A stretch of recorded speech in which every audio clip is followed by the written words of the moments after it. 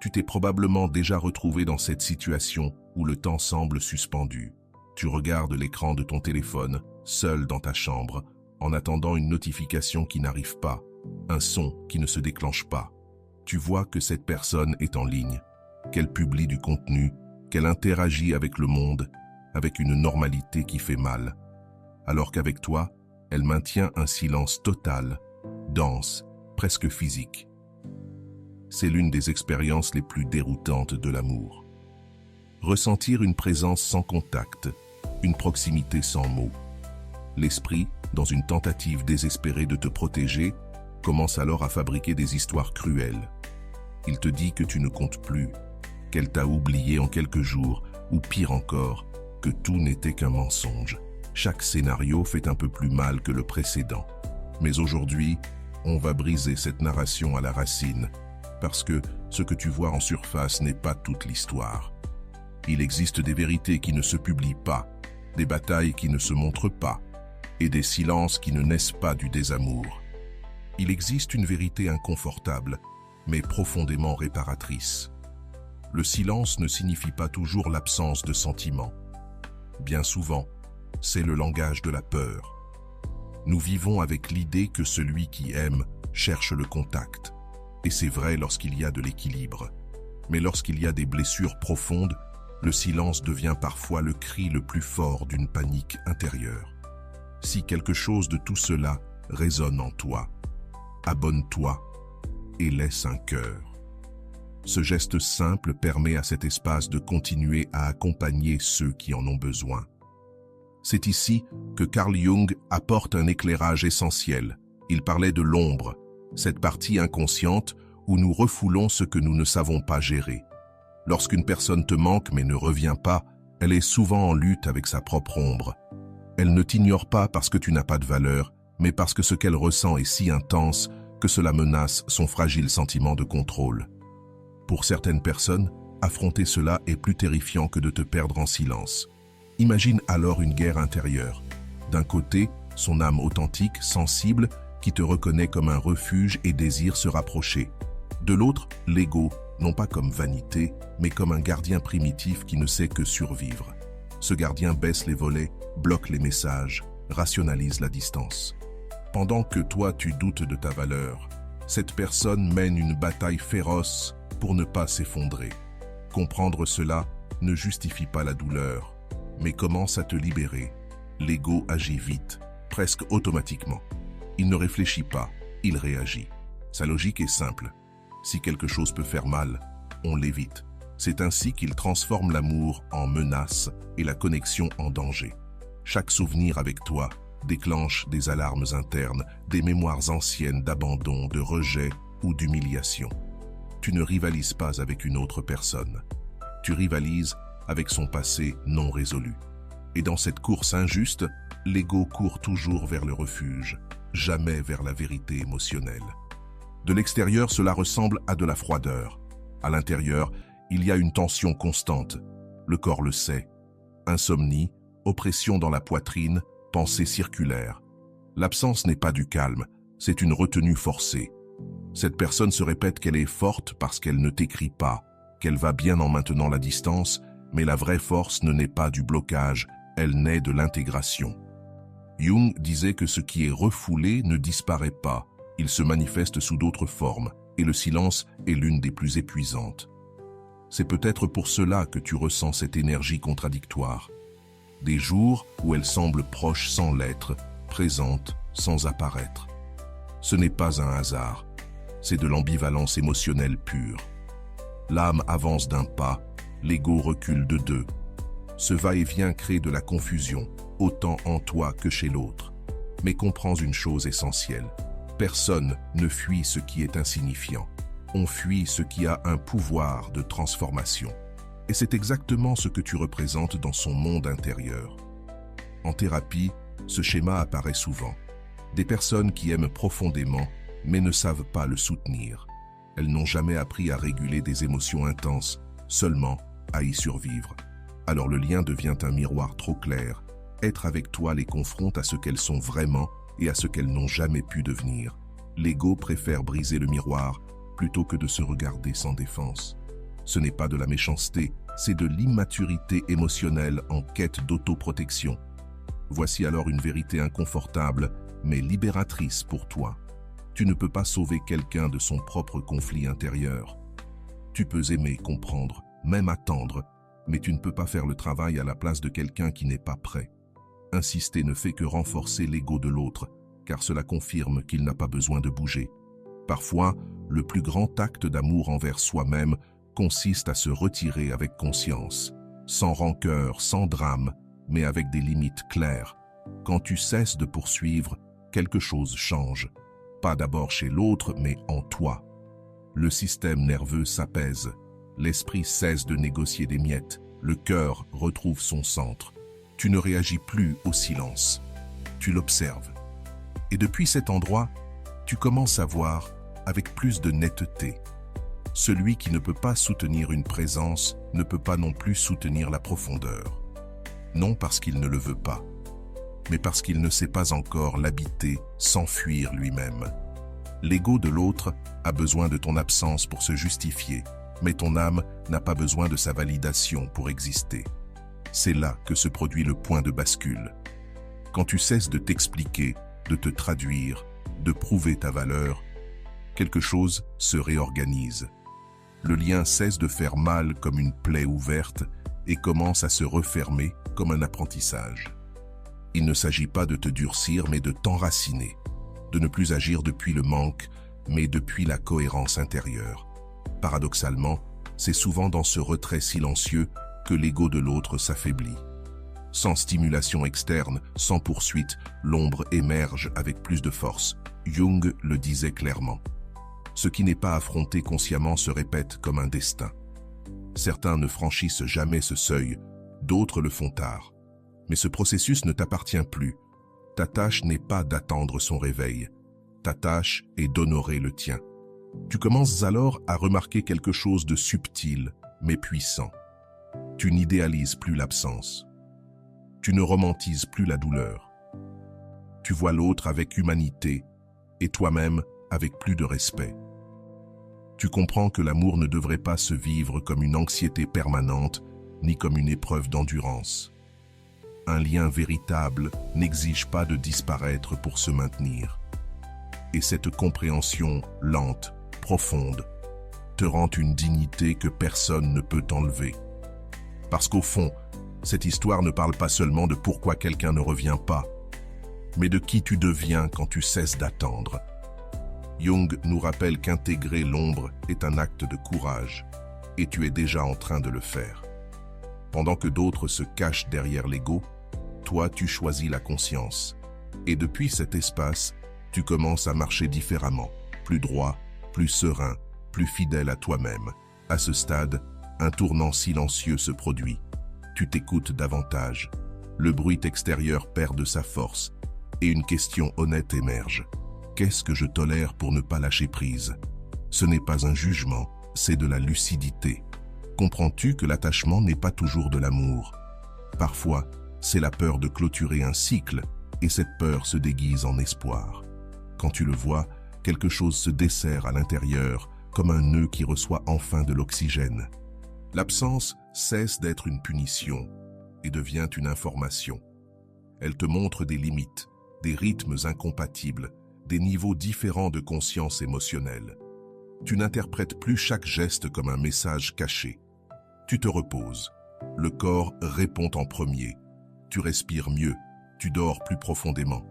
L'esprit suit ensuite. Tu commences à accepter que tout ce qui fait mal n'est pas forcément une perte. Certaines choses font mal parce qu'elles t'éloignaient de toi sans que tu t'en rendes compte. Ici apparaît une vérité que peu veulent entendre. Tous les liens ne sont pas destinés à se concrétiser. Certains arrivent seulement pour activer des processus internes, pour te montrer où tu donnes trop, où tu te diminues pour maintenir une connexion.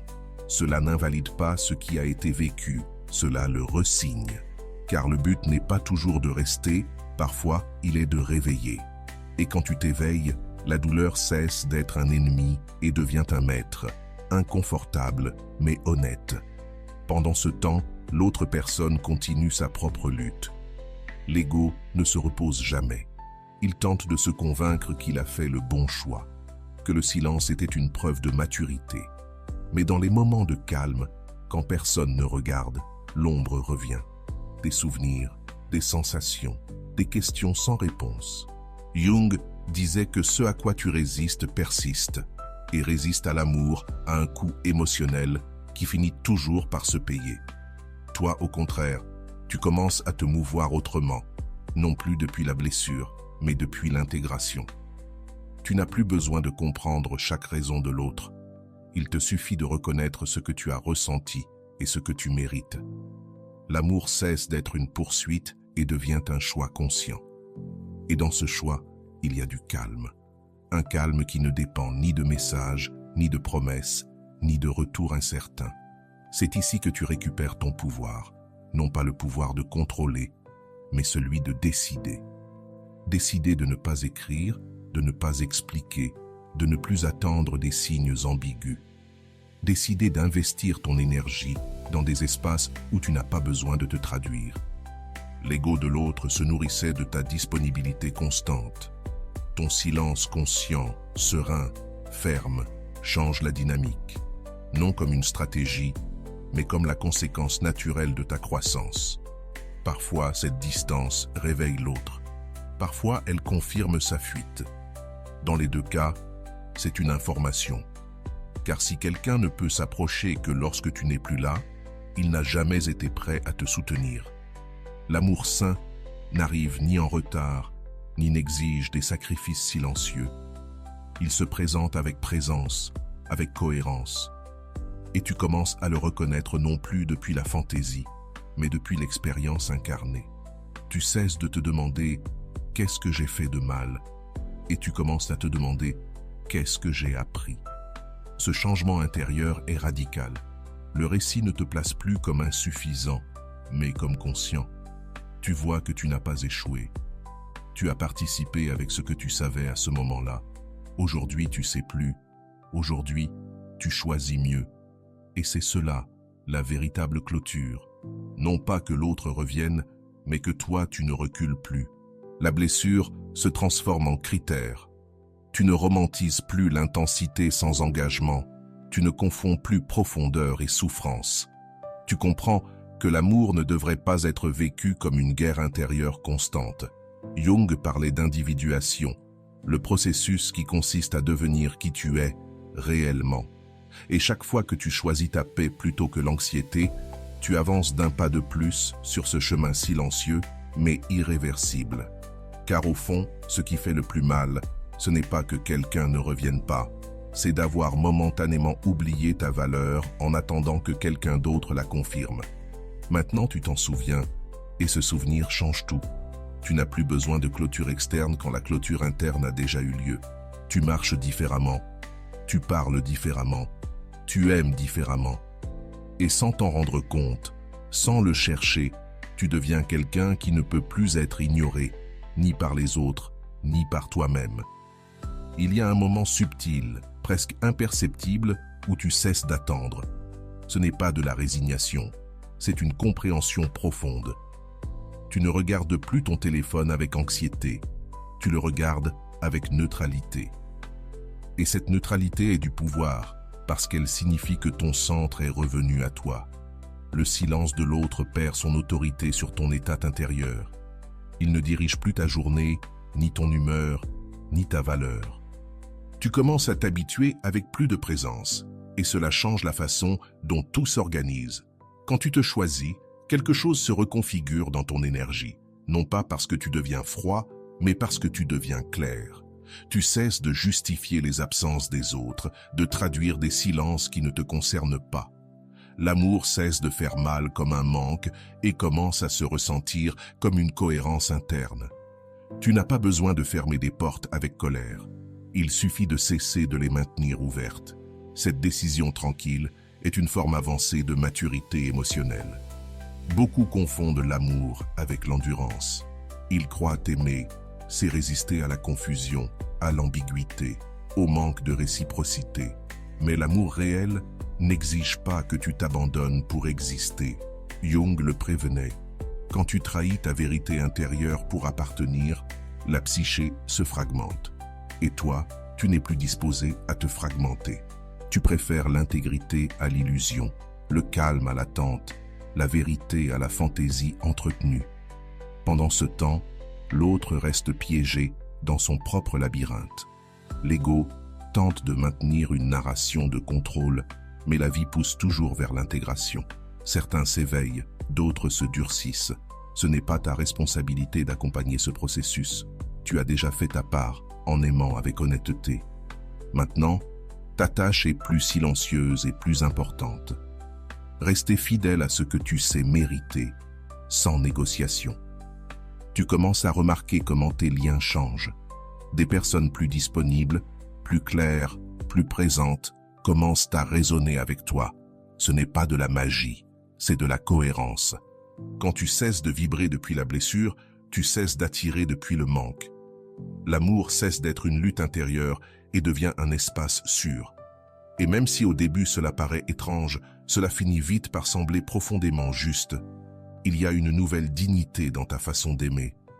Tu ne poursuis plus, tu ne testes plus, tu ne prouves plus. Tu offres et tu observes. Si l'autre ne peut pas recevoir, tu n'insistes pas. Cette sérénité n'est pas née d'un détachement froid, elle est née de la connaissance de soi. Jung appelait cela l'individuation. Quand tu cesses de vivre depuis les attentes des autres et que tu commences à agir depuis ton centre psychique, c'est un point de non-retour. Peut-être qu'un jour cette personne reviendra, peut-être pas. Mais une chose est sûre, ce ne sera plus depuis le même endroit, parce que toi, tu n'es plus au même endroit. Et cela est crucial. Un retour n'a de sens que s'il ne te fait pas régresser, s'il ne rouvre pas des blessures refermées en conscience. Tu ne t'adaptes plus à la peur de l'autre. Tu choisis des liens qui ne t'obligent pas à disparaître pour se maintenir. L'ego a peur de te perdre maintenant, non pas parce qu'il t'a intégré, mais parce qu'il ne te possède plus. Or, l'amour ne peut pas naître de la peur de perdre, mais de la capacité à soutenir. Et cette différence, tu l'as apprise dans ta chair. Cette leçon douloureuse et lente t'a offert quelque chose d'inestimable, un critère émotionnel.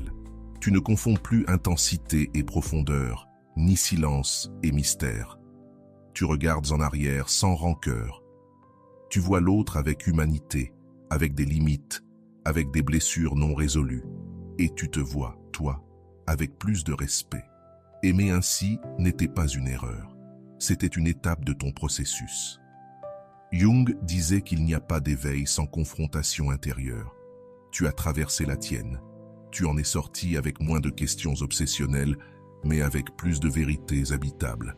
C'est cela, une évolution psychique réelle. Aujourd'hui, tu avances différemment, non pas parce que tout est réglé, mais parce que tu ne te trahis plus pour te sentir aimé. L'amour de soi a cessé d'être un concept, il est devenu une pratique quotidienne. Et depuis cet espace calme et ferme, tu comprends quelque chose d'essentiel. Celui qui n'a pas su te choisir à ce moment-là ne définit pas ta valeur aujourd'hui. Tu es toujours plus entier, plus conscient, plus libre. Une clarté nouvelle apparaît, sans bruit. Elle s'installe. Tu commences à reconnaître quand quelque chose ne circule pas, sans avoir besoin de l'expliquer. Tu ne forces plus les conversations, tu ne pousses plus les retrouvailles. L'intuition devient une boussole. Et cette boussole t'éloigne avec douceur de tout ce qui exige que tu te réduises. Ce n'est pas de la froideur, c'est du respect de soi en action. Quand tu te respectes, l'amour cesse d'être une négociation et devient un choix conscient. Le souvenir ne sert plus comme avant. Il est toujours là, mais il ne gouverne plus. Tu peux l'évoquer sans perdre ton centre. Cela indique une intégration émotionnelle. La blessure a suffisamment cicatrisé pour ne plus saigner au moindre stimulus. Jung appellerait cela une réconciliation avec l'expérience. Ne pas nier ce qui a été vécu, mais ne plus y rester enfermé. C'est un équilibre délicat et profondément libérateur. Tu commences à remarquer autre chose. Ton corps réagit différemment aux signaux ambigus. Là où il y avait de l'anxiété, il y a maintenant une pause. Là où il y avait urgence, il y a désormais du discernement. Le système nerveux apprend qu'il n'a pas besoin de courir pour être choisi. Cette rééducation intérieure prend du temps, mais elle transforme. L'amour n'active plus l'alarme, il active l'expansion. Et quand ce n'est pas le cas, tu sais te retirer sans explication interminable. Certains confondent cette calme avec du détachement. Ce ne l'est pas. C'est une présence sans dépendance. Tu peux ressentir sans te perdre. Tu peux aimer sans mendier. C'est une manière mature de créer du lien. Elle ne naît pas de la théorie. Elle naît d'avoir été à l'endroit où attendre faisait mal. C'est pour cela que tu choisis différemment aujourd'hui. Non pas parce que tu es plus exigeant, mais parce que tu es plus honnête envers toi-même. L'ego de l'autre, ne recevant plus de réponse émotionnelle immédiate, se retrouve face à son vide. Il n'y a plus de miroir disponible pour projeter le contrôle. Ce silence conscient que tu incarnes ne punit pas, il révèle. Il révèle qui peut soutenir la profondeur et qui ne sait que réagir depuis la peur.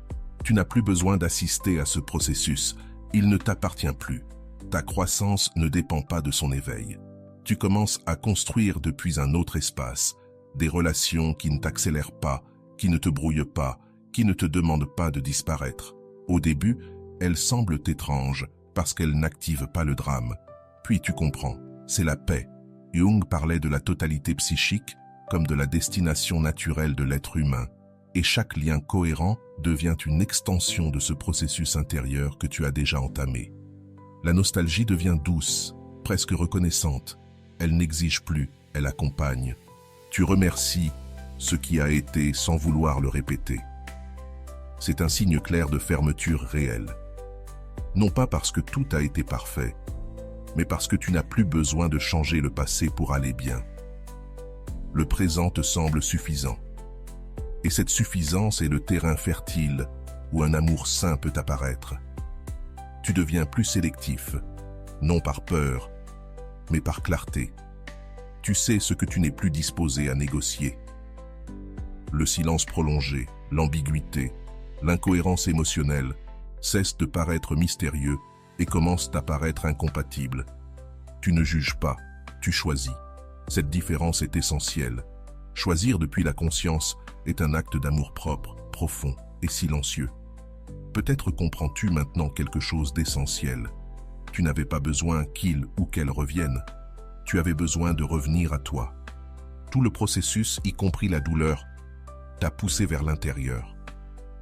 Jung disait que celui qui regarde vers l'extérieur rêve, mais que celui qui regarde vers l'intérieur s'éveille. Tu as regardé. Ça a fait mal. Et malgré cela, tu t'es éveillé. Cela change pour toujours la manière dont tu aimes et dont tu te permets d'être aimé. Tu n'as plus peur de rester seul parce que tu as appris à t'habiter. Et depuis cet espace, tout lien devient un complément, jamais un salut. Tu avances avec une sérénité nouvelle. Non pas parce que plus rien n'a d'importance, mais parce que tu ne t'abandonnes plus pour personne. C'est le véritable résultat de cette histoire. Non pas l'absence de l'autre, mais ta présence entière, stable et consciente. Depuis cet espace intérieur, tu ne lis plus le passé comme une erreur, mais comme un entraînement. Chaque silence, chaque attente, chaque doute a affiné ta perception. Aujourd'hui, tu sais lire ce qui n'est pas dit sans t'y perdre. Tu sais quand quelqu'un s'approche depuis le désir et quand il s'approche depuis la peur. Cette lecture fine ne te rend pas méfiant, elle te rend lucide. Et la lucidité est une forme élevée d'amour de soi qui n'a pas besoin d'applaudissements. Tu commences à ressentir une fierté silencieuse, non pas pour avoir enduré, mais pour avoir su lâcher à temps. Lâcher n'a pas été renoncer. C'était cesser de lutter contre ce qui ne voulait pas te rencontrer au même niveau. L'ego de l'autre cherchait le contrôle. Toi, tu cherchais la cohérence. Et quand ces deux forces se rencontrent, la distance n'est pas une punition, mais la conséquence naturelle de chemins différents. Il y a une paix nouvelle dans tes décisions. Tu n'expliques plus excessivement. Tu ne te défends plus des interprétations des autres. Celui qui veut comprendre, comprend. Celui qui ne comprend pas, n'était pas prêt à t'écouter vraiment. Cette acceptation te libère du besoin de convaincre. Jung parlait de la maturité psychique comme de la capacité à soutenir sa propre vérité sans l'imposer. Tu es là. même quand parfois ça fait encore mal. L'amour cesse d'être un terrain d'épreuve. Tu n'as plus besoin de prouver ta valeur parce que tu la connais. Et cette certitude se voit dans ta posture, dans ton ton, dans tes silences. Le vide qui faisait mal autrefois devient un espace fertile.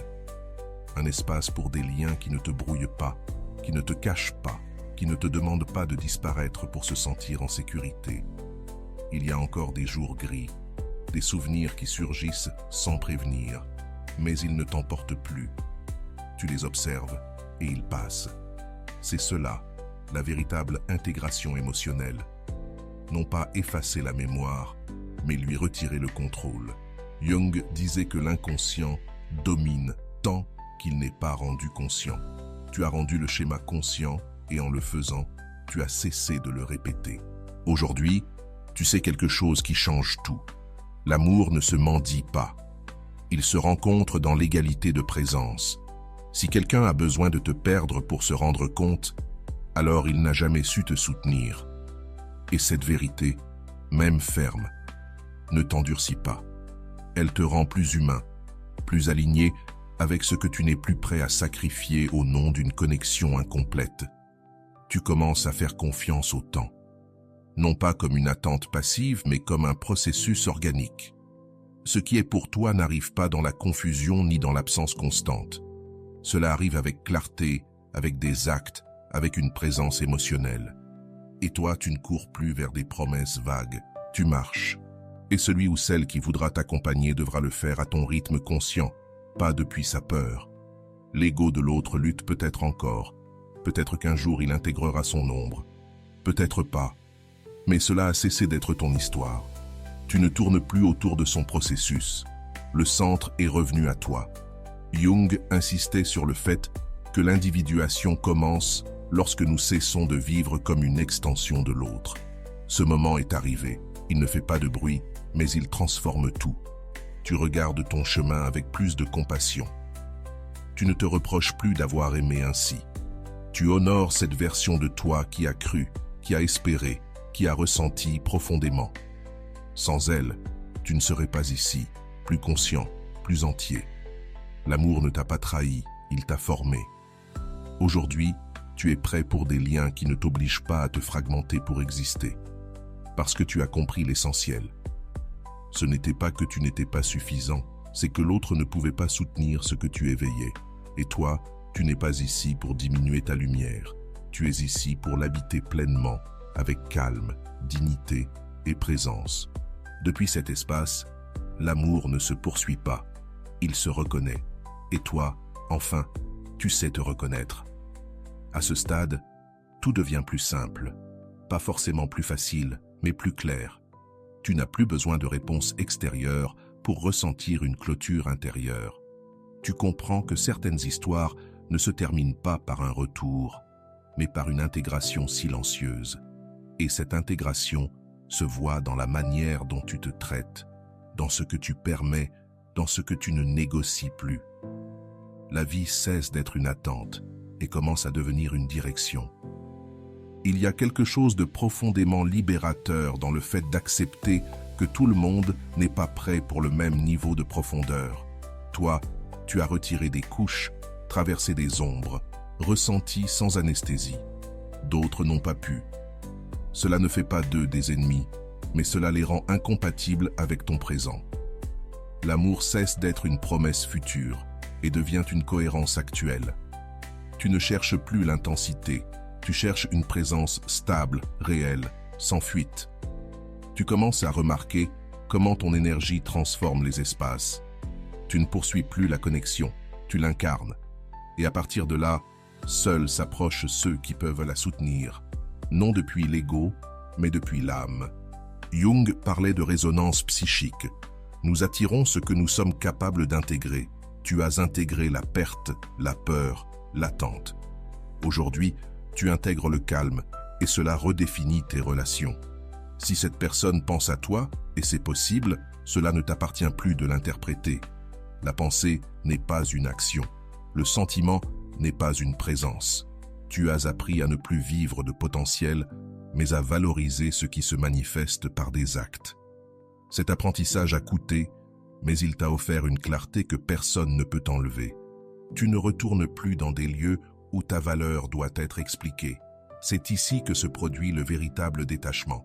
Non pas quand l'autre comprend, mais quand tu n'as plus besoin qu'il comprenne, quand ta paix ne dépend plus de son éveil. C'est cela, la souveraineté émotionnelle. Jung dirait que tu as récupéré ton centre, ton soi. Et depuis ce centre, tu choisis des relations qui ne te fragmentent pas, qui ne te maintiennent pas en suspens, qui ne t'obligent pas à cacher des parties de toi. Peut-être qu'aujourd'hui tu regardes cette histoire avec un mélange de gratitude et de fermeté. Gratitude pour ce que tu as appris, fermeté pour ce que tu ne répéteras plus. L'amour n'est plus une épreuve à réussir. C'est un espace où tu peux te reposer. Et s'il n'y a pas de repos, ce n'est pas de l'amour, c'est un attachement déguisé. Tu as appris à les distinguer, même lorsqu'ils font mal de la même manière. Arrivé ici, quelque chose se ressent différemment, plus léger, plus vrai. Non pas parce que tout est réglé, mais parce que toi, tu es aligné. Tu ne cours plus après ce qui t'ignore, tu avances avec ce qui te rencontre. Et ce choix quotidien, silencieux, ferme, est le signe le plus clair que tu as intégré pleinement ton propre choix. Carl Jung nous a rappelé que personne ne guérit en évitant l'obscurité, mais en la traversant avec conscience. Tu l'as fait. Tu as regardé le silence, affronté l'absence, compris l'ego de l'autre sans t'abandonner toi-même. Cela ne t'a pas rendu dur, cela t'a rendu entier. Et l'intégrité est une forme d'amour qui commence par soi et se projette naturellement vers le monde. Si ce cheminement a résonné en toi, abonne-toi et écris « Je me choisis » en commentaire.